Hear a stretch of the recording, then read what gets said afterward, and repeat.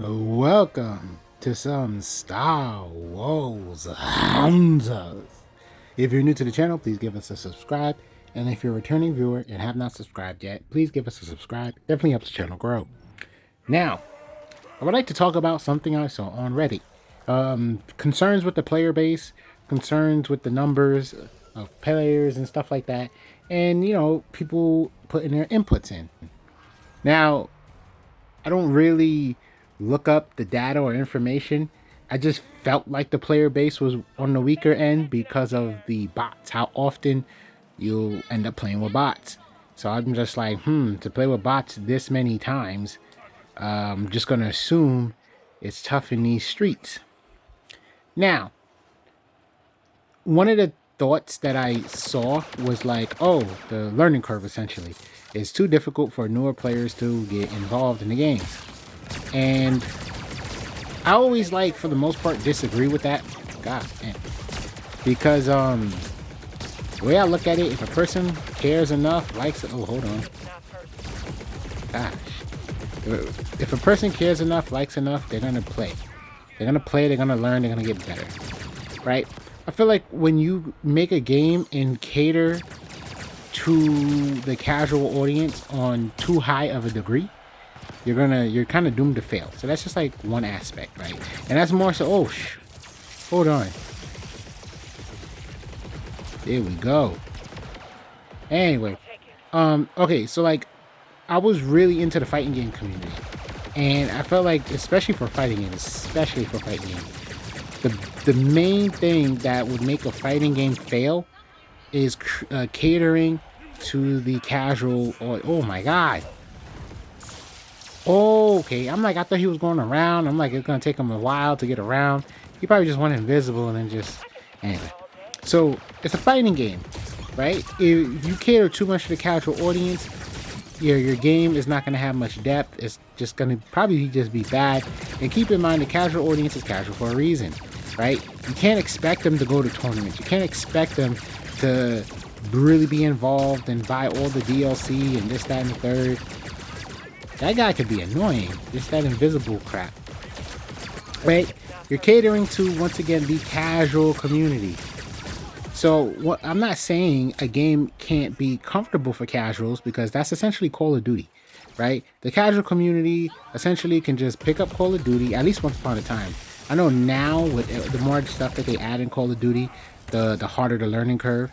But essentially, Call of Duty was special for being able to pick up and like almost guarantee a match or two with a decent KD. You know, everybody can get their kill streaks. Everybody can just get involved in the game because of the mechanics of Call of Duty. Right? Cool. But in the world of fighting games, that was definitely different. Oh my god. No. In the world of fighting games, that was definitely different, because the fighting games causes players to have to sit down, go to training mode, learn combos, right? Learn their characters. Casual players do not care about that. They're casual. It's usually a pick up and play. Another thing about casual players, before I get too in depth about their learning process, is that they are casual. So traditionally, and I do mean traditionally, if you're going to play something casually, you're probably not really playing it like that anyway. So be careful trying to cater your game to the casual audience. They're going to probably play once a week, once every 2 weeks. You know, they probably don't care about DLC. They probably don't care about characters balancing. That's the whole point of being casual. You know, you just pick up and play whenever. So fighting games would generally suffer the more they try to cater to the casual community. And it's weird because they just can never understand. They always wanted to compete with other games and their numbers, but it's like there's more to it than just being easy to pick up and play. Like League of Legends was known for having a more comfortable learning curve, but obviously anybody that played League of Legends can completely understand that game is not no pick up and play game. It's not no pick up and play game. I'm just saying that right now. Respectfully, no. But it just had a reputation to be easier than Dota for the most part or whatever. But no, it's not a pick up and play game. Anyway. Oh ho ho, he sniped me. Oh, that's lame. But anyway, so yes, it's so basically being pick up and play is not the answer, right? Is not the answer. Oh wait, did I finish the fighting game thought fully? Well, essentially, obviously, the point is a fighting game needs a committed audience, not a casual audience. So you should never cater, at least in my opinion, you will definitely shouldn't cater a fighting game to a casual audience. But now I'm going to make the argument about in general, right? Because now segueing back into League of Legends, League of Legends got popular. It had a nice character roster. The game was nice visually. You know, it had a lot of things going for it. And of course, it's popularity, right? Popularity causes FOMO, which causes bandwagoners. Ooh, 11-3. I didn't do too bad. Which, for over 4K damage. Which causes bandwagoners, which causes a bigger community. And then, you know, that's it. Popularity, all that stuff. So it had that going for it. It didn't, you know, it wasn't a game where you literally can just start playing and then just push 3 buttons and be able to get wins. No, not at all. You know, it was just a game that had enough going for it to keep people invested, which is the key. Your game has to keep people invested. That's it. That's the key. How do you get your game to keep people invested? You know, it's the popularity that draws players in. But it's like you got to get the people who play your game to say good things and so on and so forth. So that's just that concept, right? Once again, casual players are not going to be committed players. They're casual for a reason. Otherwise, they wouldn't be called casual players. So, you know, what do you call it? So it's not necessarily a learning curve thing. I would never if a person wants to play, they will play. That's what I'm saying. So it's never really a learning curve that would hold people back. I mean, one more time. I got another example. StarCraft. That's a fucking RTS. You can't sit there and tell me one of the bigger games in gaming history. What do you call just it's oh yeah, you need an easy learning. No, look at that game. It's like chess. Hell no. Anyway, okay, now let's pull back. Okay. So we just got the whole learning curve difficulty thing out the way. I just got that out the way, right? Nothing against that person's opinion. Obviously, it's all love. I'm just saying, yeah, I don't think you can ever look in that direction and expect like success. Now, I would like to say, I think face value up front, you know, the thing that holds this game back is not showing the characters that people probably want to see. Now, let's say you do want to bring in the quote-unquote casual fans or just want to draw in more fans. We have to accept the fact that you have a large IP and people are expecting to see certain characters. That's it. You'll never be able to escape that. I've seen plenty of games that borrow an IP, games, TV shows, several things that borrow an IP but doesn't have full access to that IP. Like, I remember that show Gotham. Couldn't show Batman, and I don't think they could show Joker or use their names, you know. So it's like, okay, you can use these characters and these characters, but you can't use these characters. No names, no nothing, you know. Now, Gotham did good enough, but like we all know, it's like, yo, come on, this is not what we want. You know what we want. So that's a big thing. If you, oh my God, my back. If you got an IP, a big IP, you have to understand that people want to see certain characters. So we don't have no Luke, no Anakin, you know, we don't have a Boba Fett, but more of a Boba Fett lookalike, if I'm correct. We don't have these characters. Just destroyed my BBL. Anyway, what do you call it? Yeah, we don't have these characters, so that is an easy meal ticket. If they were to put these type of characters in the game, then you're gonna pull a better audience. It's just how IPs work, you know. I can imagine plenty of people that seen the Star Wars IP. Oh, Star Wars Hunters. Let's look into this, and then it's just like no sight of their favorite characters. Now, granted, I want to say Star Wars Hunters is in the hero shooters lane. I'm gonna say that, right? So it makes sense for the most part, us not seeing them. But then, you know, the you got Marvel Rivals, so it kind of craps on that concept, right? It's like, no, no, no. Marvel Rivals exists. All IP, you know, all. Damn it. I just really thought I can. I'm stupid. I really thought I could just, like, kill them real quick. Anyway, Marvel Rivals is all Marvel IP. You getting maybe, if anything, a different variant of the characters, but that is the character. So I can't even, like, say what I was gonna say. Marvel Rivals completely defeats that logic that I was going to, you know, articulate.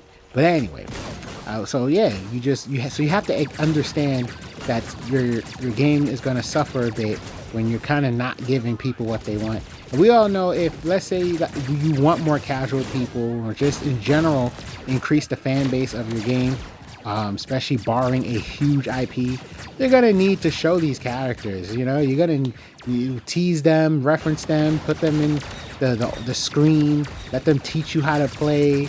You know, but you don't have any of the big characters that you already know people are gonna want to see. So I think that's probably the biggest thing holding this game back. I really do. I'm just convinced that's the biggest thing holding this game back, from just gaining an overwhelming player base. I just know there's a crap ton of people that just want to see and even play with those characters that they grew up with. You know, and I ain't gonna lie, nobody's probably gonna be able to change my mind on that one. I'll probably be just stubborn and ignorant and all that stuff. Ah, damn, that just happened. Yep. So the moment is like, oh, Luke DLC and what do you call it? R2D2 would be kind of hilarious. Have him as a healer and all that stuff. Why am I messing up names? Leia would be cool. I don't want to talk about it. The name is escaping me so bad, and I don't know why. But you get it. There's gonna be a bunch of people that just want to see their characters, their favorite characters. What else? Well, yeah, to me that's the biggest thing. It's just the characters. That stat line was atrocious. So just let's ignore it like I just did. What do you call it? Yeah, so it's just the characters, the roster. Okay. The next thing is, I can't speak to how much it's affecting new people from coming in, but I can say it's probably affecting people staying, and that's the microtransactions. You always got to be careful with microtransactions. I've heard of games literally failing because of how they're implementing their microtransaction, and it did bother me to see that, you know, if I drop $20 to get some crystals to then buy the bundle of chips, you know, it's $20, and it's the majority of that is one special perk, the bigger perk, and I'm like, so you mean to tell me I'm spending like $15, $16, $17 potentially, whatever the math is, on one perk, when traditionally in video games perks are free? You might have to unlock them when you level up, but I mean, I don't know, maybe they changed that. Maybe in newer games perks aren't free, but that was shocking and surprising. Just that conversion was like, yo, what?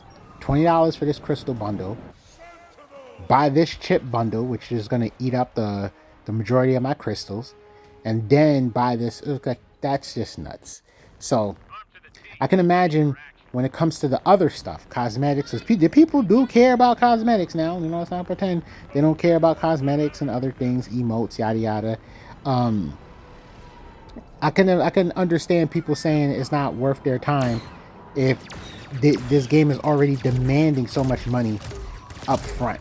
And it might sound silly because a lot of people love playing the "it's a free game" card, but once again, you're not the only person in the world. There's a collection of people. Oh crap, that dude did damage. There's a collection of people that this is crap. Oh boo. I thought he was gonna use the rope.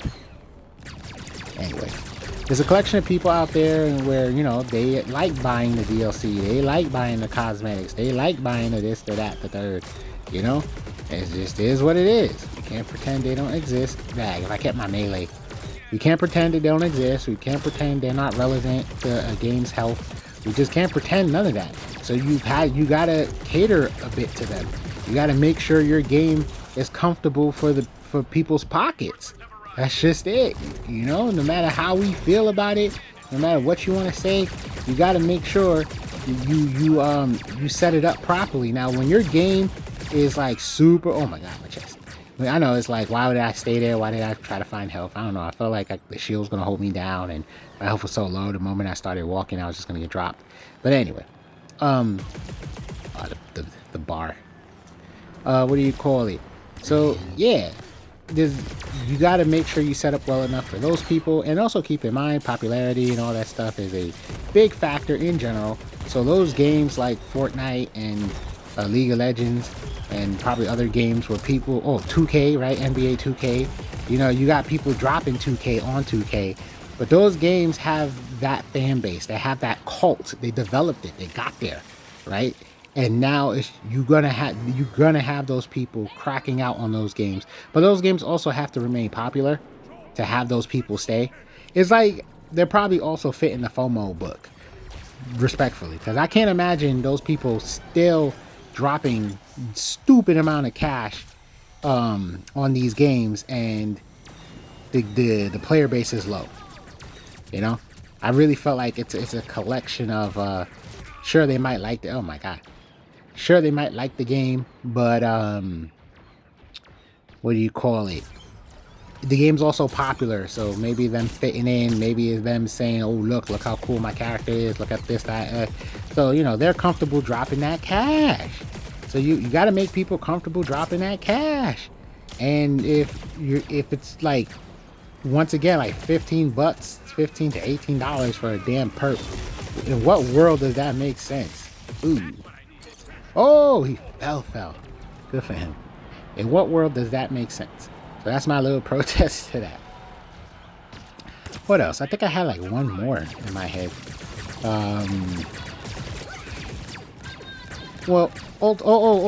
Balancing.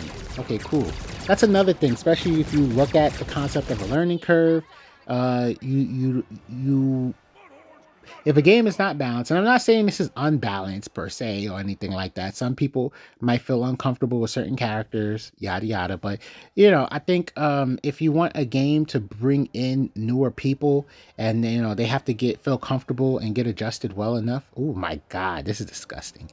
You want them to get like comfortable and adjusted well enough. I think balancing is very important because you know. Imagine you play a game and you got a sweaty on the enemy team and they're playing top tier and they're doing all the cheap stuff, and you know it's going to be hard to enjoy the game, right? But I think when the game is real balanced and everything makes sense, then you get to gain more experience because you're going to get to play. You're going to get to play longer. Your survival rate is going to be slightly higher because you're just not getting plucked and picked off because these people are just playing the busted characters. You know what I'm saying? Now, I don't know how well that fits with this game. I in my book, I feel like this game is balanced. But I'm also used to the game. I'm also used to the characters. So, I don't know. Everybody else will have to chime in. I do hate that fucking Ewok on the walker thing. That character's stupid. I mean, I got used to the little bounty hunter. I got used to the kid sneaking in the movie theater, U-Tune, whatever, you know. But some people, their rotation, boy, they just blink you. When a person's nice with that character, they nice with that character. But anyway, and you know, you get used to these characters, so you know. But I don't know who's broken and who's not. I don't feel like anybody's broken, but if somebody would chime in and would say that this game needs a balance update, then therefore that could be something that's holding the player base back, you know, because I do believe balancing is important. Once again, I did come from the fighting game community, and I think that's a little bit more sensitive, but this is like in the hero shooter realm, so balancing is important because you know, it's not like Call of Duty where every character is virtually the same outside of, you know, gun customization, gun layout. Yeah. So yeah, you would need a balanced game to make it more comfortable and safer for a player, a new player base to come in, learn it, figure things out, and enjoy. But I've definitely seen fighting games just die because they couldn't figure out how to balance that game. And it's just the truth. There's some psychos who love winning so much they don't care about their gaming experience. They'll just play the best character and get either free wins or lose to the broken characters or the other broken characters. But as long as they're playing the broken character and they can just probably win more than they lose, or whatever reward the broken character is giving them, they'll play. But not everybody's a psycho like that. So once again, I've seen fighting games just fail because the companies just did not know how to balance their game. But I would like to say this game, in my opinion, isn't unbalanced. But I can understand having balance issues is going to affect your player base. So what do I think is like truly messing up the player base, which I kind of already stated? It's the lack of famous characters. That's where my money is at. I think the lack of famous characters is what's causing it, and I do think a second place, not a close second, but a second place is how they're conducting their microtransactions. Oh, right, there's another thing. I don't know if it's just me, but it seems harder to unlock new characters. Now, once again, this game's supposed to be free, but if you are adjusting everything to kind of bend somebody's arm where they're gonna have to buy a character or buy this or buy that, you're gonna mess it up. I promise you. The more you're kind of bending somebody's arm to spend money, the more likely they're just gonna dip. You know? But when your game is super popular, super booming, yeah, you're gonna get the people who are gonna put their mortgage payments into the game. I don't know. There's just people that do that. It's real. But what do you call it? But yeah, once again, imagine just getting yourself introduced to a game and all of a sudden there's like 30 characters. If I'm just exaggerating, of course, but there's like 30 characters you can't play, and it's taking forever just to unlock one. And you really want to play this person, but you just gotta go through the line. That's bending your arm to buy or put money into the game. You know, it doesn't matter if it's a free game. You're putting people in situations where it's just like, hey, we want your money. If you want to have fun the way you want to have fun, give us money. Hopefully this conversation was constructive. Put your thoughts into the comment section, and thanks for watching.